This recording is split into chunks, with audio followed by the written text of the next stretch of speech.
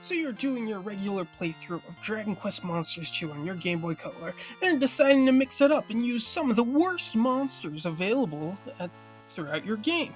Well, luckily for you, I have a list of 19 of the weirdest and weakest monsters available that you can choose to really make sure you have a interesting time. So, welcome everybody, and I am Defeater of Souls, and today we're looking at some of the weirdest and weakest monsters available in these games. Some of them in which you may not have ever realized existed, or if you did, you forgot about entirely. So, if you are interested in exclusively Dragon Quest Monsters content, make sure you subscribe to my channel, because that is what I cover every other week. Also, if you are interested in supporting the channel, leaving a like on videos is a great way, especially if you like the video. So, let's get started with the first monster on this list, who may actually be one of the strongest monsters on this list, that being the Beaver. Now, I did talk about Dragon Quest Monsters 2 at the start, and that's because this monster exists in that game for one reason, and that's because they need a part in the story where you have some beavers make their standard wooden structures. That's right, that is literally the only reason the beaver exists. As a result, he can't be used to breed any monsters, and you really don't want to have him on your party. That's mostly because his stats are fairly average. Compared to some of the other monsters we're talking about, they're on the higher end, which is really saying something. They're usually skewed towards defensive growth, so he's not going to be doing too much damage. However, that is not what his skills would try and say. With Muster Strength and Water Spout and Crackle, it seems like he's going for a more offensive approach. So he's a little all over the place, but all in all, he's a fairly steady monster for when you're able to acquire him in the game. So he might actually be the best monster in today's video.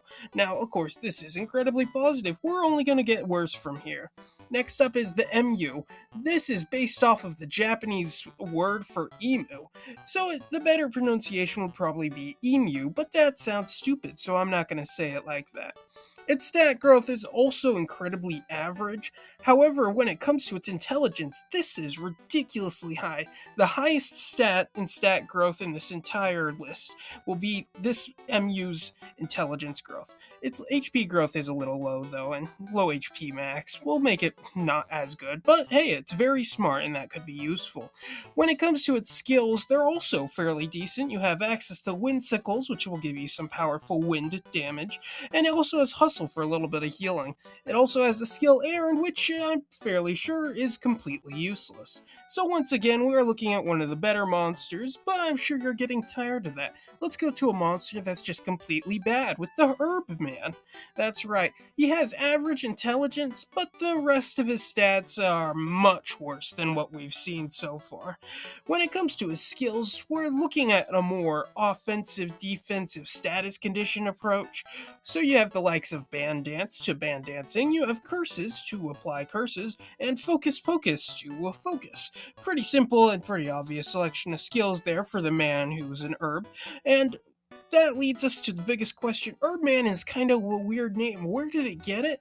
Well, it wasn't always called Erbman. See, the Japanese name for it is actually the same name that the Scareroot has in Japanese, even though these two monsters are completely different. One of them actually appeared in a mainline game, the Erbman did not. So once again, we have a flat out bad monster, and it's gonna get even worse with the Evil Seed.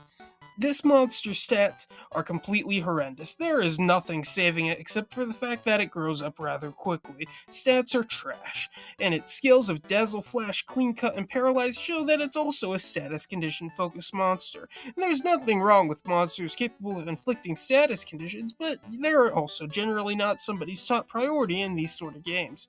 The main redeeming factor of the Evil Seed is you need him to breed Tulips. Tulips are a much better monster, and you can breed two Tulips to get a even stronger monster. But we're not looking at either of those monsters, we're looking at the Evil Seed. An Evil Seed by himself is really bad. Plus, fun fact, the Tulip can actually be acquired in other areas, so you don't really want him either, because you could just get him easier, so it makes the Evil Seed somewhat useless. Next monster on our list is the Bean Man. That's right, all his stats are once again on the lower end, with one or two that are fairly average. His skills are a little interesting. You have Oomph, you got Drain Magic, and Snoop, so it seems like we have another support case on our hands. At the same time, though, Oomph, That's pretty much his only support, and that's what else you gonna do with that except praise attack? There's other monsters, much better monsters, with access to that skill. However, fun fact about this guy is that, his spear makes him a necessary ingredient for orcs. Orcs, those fairly decent monsters. Well, if you want to breed one, you need a bean man because they have a spear, and that is literally the only reason why they are in that breeding tree. Also, I am required to mention that the most common name for Bean Man is Rowan. If you can tell me why in the comments, you'll get bonus points for no reason. Next monster on this list is Flame Flower. No, this is not a Mario reference. This is actually something much worse. Its stats are all really bad, with the exception of MP, which I guess could be useful, especially since it has something very few other monsters on this list have so far. Offensive skills, that's right, it has access to Frizz. And that's it. It also has Defuddle and Burning Breath, so I guess it could be useful for curing status conditions and inflicting them, but it's kind of an interesting skill set that does work well with its identity as a fire-breathing flower. The only reason why the flame flower exists is because they needed a simple breeding for what happens when you breed a plant and a dragon, and a plant that breathes fire is the next logical step when you throw those two things together. Next monster on our list is another interesting monster, that being the Amberweed, very similar to the Flame Flower stat-wise, where its MP is its highest stats, with the rest of it being fairly low to average when it comes to its range.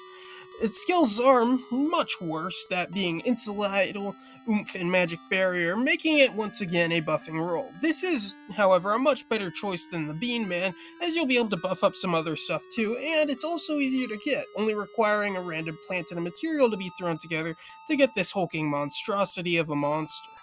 Next monster on this list is the Devi Pine, and no, it's not a pine cone, it's a pineapple. Its stats are just all really bad. There is no redeeming grace for this monster to be found. Whack, Poison Breath, and Sleep Breath are all meant to weaken and killing foes. Just to kind of ignore the fact that its stats are bad, it's going for that instant death, and it's probably not going to get it. I have nothing else to say except it's a devil pineapple, hence the name Devipine. That is not really anything special, it's just a pineapple. I don't know what you're expecting from me. Next monster on this list is another plant, and you'll notice that there seems to be a lot of these. I'll get to why at the end of the video. Slurperon! Its stats are just as terrible as the Devil Pineapples. Its skills are Snooze, Tongue Lashing, and Weird Dance, which are all moves, I guess, would be a great way to describe them, because I can't think of any better way to describe them. I guess they're all status inflicting, they're all good for weakening opponents. Sure, we'll go with that. Once again, this is another example of a generic breeding, this time with any plant and any water.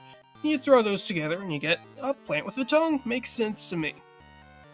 Next monster on this list actually looks really cool. It's a shame that his stats are all really bad. The exception, of course, being his intelligence, they're fairly average. The Ghost Tree, that's right, we're talking about a ghost tree. Really clever name here, spot on, 10 out of 10.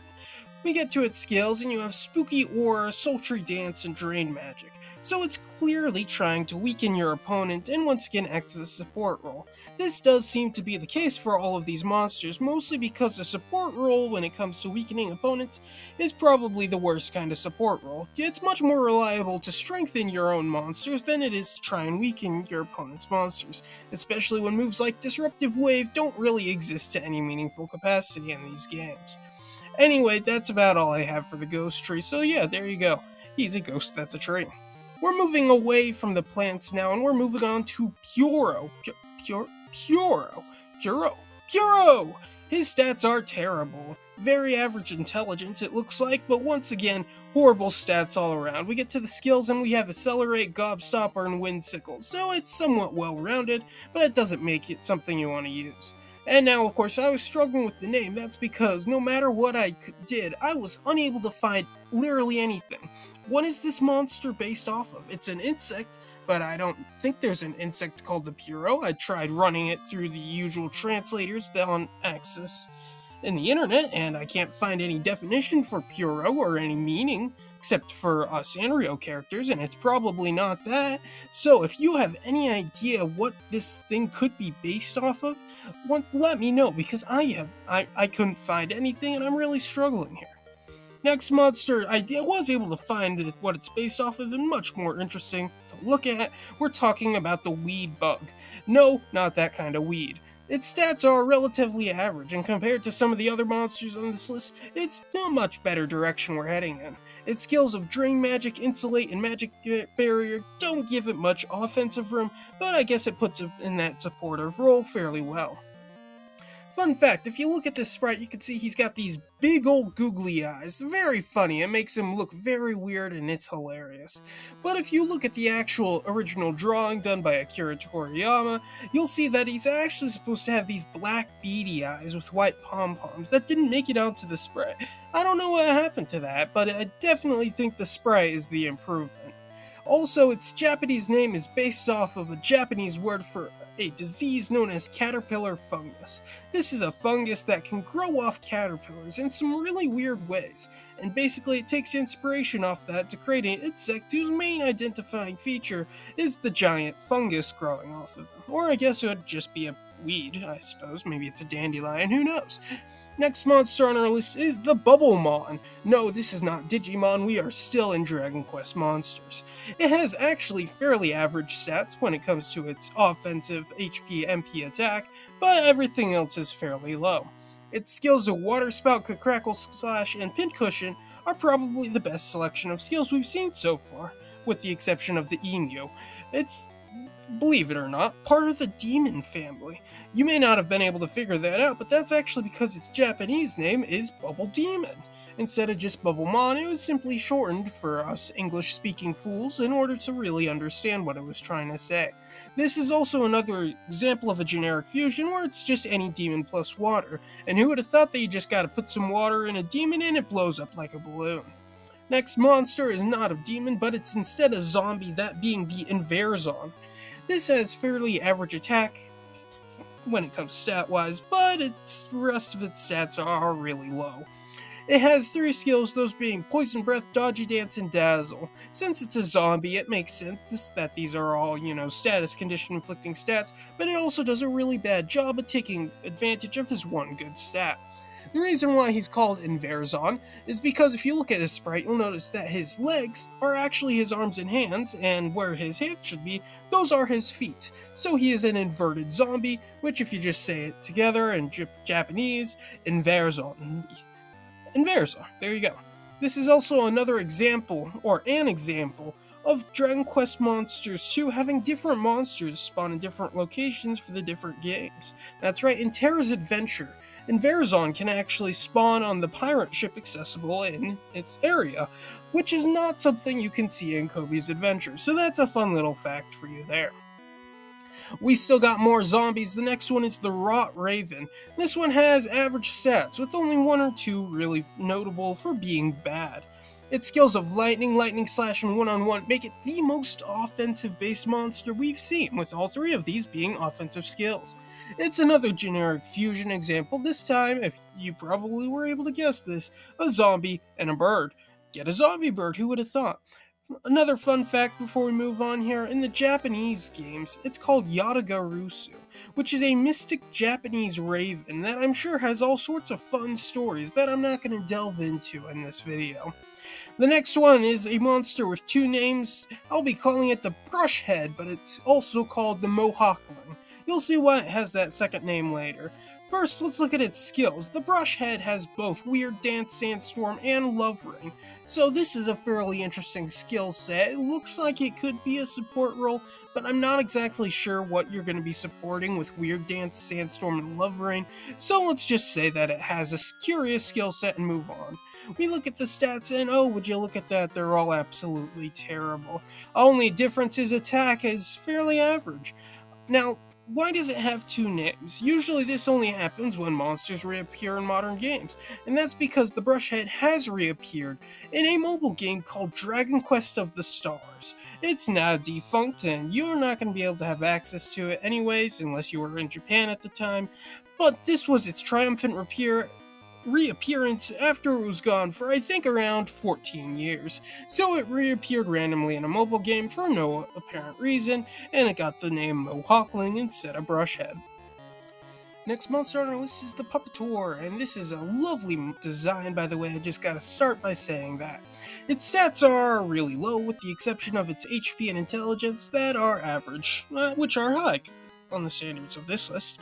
Its skills are Sultry Dance and Weird Dance, which makes sense. It's a puppet, and so it would dance. It also has Pheromone. Fun fact, I don't know anything about the skill Pheromone, but it has it. So once again, that's another opportunity to show you're smarter than me by leaving a comment telling me what Pheromone does in the comment section.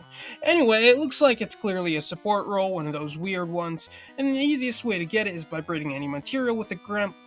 Fun fact, 2 of the monsters we've already covered on this list can be obtained using a Puppeteer and a breeding tree, those being the Mohawkling, and the last one we talked about, and also the Ghost Tree, which are 2 fairly reasonable monsters to be able to go from a puppet to, I guess. Next, second to last monster on our list is the Coilbird. The stats here are all incredibly average, which should not come as a surprise at this point. Its skills of Defuddle, Tingle, and Blowback, I guess, means it's supposed to be, cure status conditions? I mean, yeah, sure. You know, if you're ever worried about getting paralyzed a bunch and you really needed a single monster to help you with that, along with helping you get not confused, then I guess grab a Coilbird. Don't see any other reason why you'd want one. The only reason why you might get one of these is because it's fairly generic to obtain, this time just being a material and a bird. That's right, despite being called a Coilbird, it is a material monster with wings, and it doesn't look cool at all. That is my professional opinion, since I am an artist and I know these things. Final monster on our list we're going to be taking a look at is the Aquarella. The stats here are half average, as in it has some average attack, HP, defense, and the rest are all bottom of the barrel. Its skills of Insulate, Geyser, and Mercurial Thrust give it both offense and defense, but I don't know how well it's going to be able to take advantage of either of these. And the final fact we're going to leave on for this guy is that this is another similar thing to the Inverzon. That's right, this is an example of a monster that was unique in its location in Dragon Quest Monsters 2 Tar's Adventure, and also in the same world, that being the Pirate World, which is a great place for finding some unique monsters. So those are every single one of those 19 absolutely terrible monsters that we're going to be talking about today. You may have noticed a lot of those were both plants and bugs, with the rest of that making up about half of the list. That's right, when plants and bugs were both removed from the Dragon Quest family setup and more established families were created, a lot of these monsters got cut because they simply weren't needed when you had a much bigger selection of better monsters to choose from. And good riddance for that. I don't really like the weed bug enough that I want to see him come back in multiple games. So, that is the end of the video. Thank you very much for watching. Once again, if you enjoyed Dragon Quest Monsters content, that's what I cover on my channel. Feel free to subscribe and check out some of those other videos. If you liked the video and felt like it was informational or at least entertaining, leave a like. Press the like button. Pretty simple, shouldn't take too long, and it helps me out to know whether or not you liked the video. If you didn't like the video, leave a dislike, and please leave a nice long comment explaining everything I could do better, because if you don't explain it, I'm not going to know how to improve the next one. Before we go, we also have the question of the every other week. Last week's question I asked about mobile games, specifically Dragon Quest Tact, and which one of those guys on screen was the character that you could obtain in it. 4 people, as of the recording of this video, were able to get it right. The first one was Slime Vagrant, and then the next day, both Twisted Soul and Cybermech were also able to get it right. The day after that, Draconian was also able to hop on that train. So, congratulations to all 4 of you. You are all correct, and thank you very much for watching and playing. Before we move on, here is the final question of the every other week. Out of all 20 of these monsters, they all seem they've fallen into obscurity, except one of them has actually made a grand reappearance in a different game. And no, I'm not talking about Brushhead in Dragon Quest of the Stars. I'm talking in Dragon Quest Monsters Dark Prince. One of these monsters is actually accessible. That's right, hop on your modern console and take a look at your bestiary and see if you can figure out which one of these 20 monsters has made a reappearance under a different name. If you can figure out which monster it is, and leave a comment that says which monster it is, then you're going to get a shout out in the next video. So, Can you figure out which monster has made its comeback? And that's all I have to say on that. So, I hope you all have a great day, and this has been the Feeder of Souls.